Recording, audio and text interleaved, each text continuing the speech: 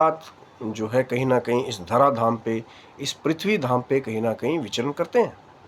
और दर्शन होता लेकिन सिर्फ़ उन्हीं लोगों को है जो सच्ची भक्ति रखने वाले हैं, जो सच्ची श्रद्धा रखने वाले हैं, या कहीं न कहीं जिनकी आस्था बहुत गहरी है कि वो जो पुल है कहीं न कहीं एक तरफ आस्था है और एक तरफ जो है अविश्वास है कि कलयुग में तो कुछ हो ही नहीं सकता।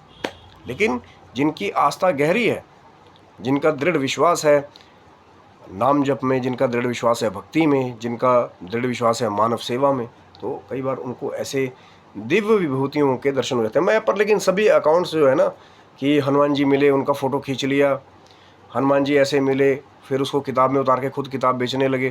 क्योंकि मैं बहुत सारे ऐसे अकाउंट्स हैं, मैं शायद कहना नहीं चाहता, कि जो शायद सभी अकाउंट्स जो हैं वो रियल नहीं हैं। क्योंकि जो हनुमान जी की जो डायरेक्ट जो दर्शन है कहीं न कहीं ये एक बहुत बड़ी शक्ति है।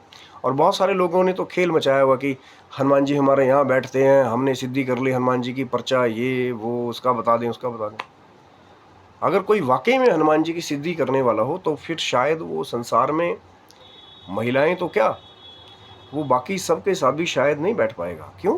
क्योंकि ऊर्जा का स्तर ही इतना ज़्यादा है कि शायद वो जो कहीं न कहीं वो जो पर्सनैलिटी है, वो ऑरा है कहीं न कहीं, वो आम लोगों को हज़म नहीं होगा। क्यों? बहुत सारे जो शक्तिवान दिव्य संत हैं वो हिमालय का रुख किस लिए करते हैं?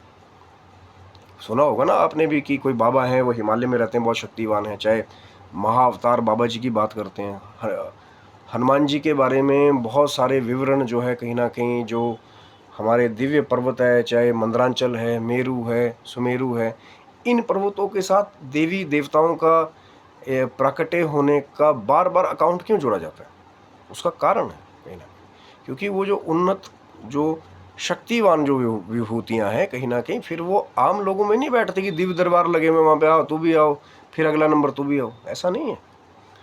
उनकी जो कहीं न कहीं शक्ति है या उनका वो जो दर्शन है कहीं न कहीं, वो सब किसी को नहीं होते। वो जो उन्नत कहीं न कहीं आध्यात्मिक मार्ग की तरफ जो समर्पण से, जैसे मैंने पहले कहा था, या तो सच्ची भक्ति हो, तो इस कलयुग में भी क्योंकि जो साक्षात अवतार ही हैं हनुमान जी, चाहे फिर त्रेता में रामचंद्र जी के साथ राम सेतु बनाते हुए मिले, चाहे द्वापर में अर्जुन के रथ पे ध्वजा के रूप में मिले, चाहे कलयुग में वो जो मतंग कबीला है जहाँ पे 41 साल में हनुमान जी आते हैं। और ऐसे बहुत सारे साक्षात्कार हैं जो कुछ रियल भी हैं। लेकिन कैसे हनुमान जी का ये प्राकट्य हुआ, श्री शिव महापुराण में आपको इसका वर्णन मिलेगा। और मान्यता प्राप्त श्री गीता प्रेस गोरखपुर वाले वो जो महाशिव पुराण में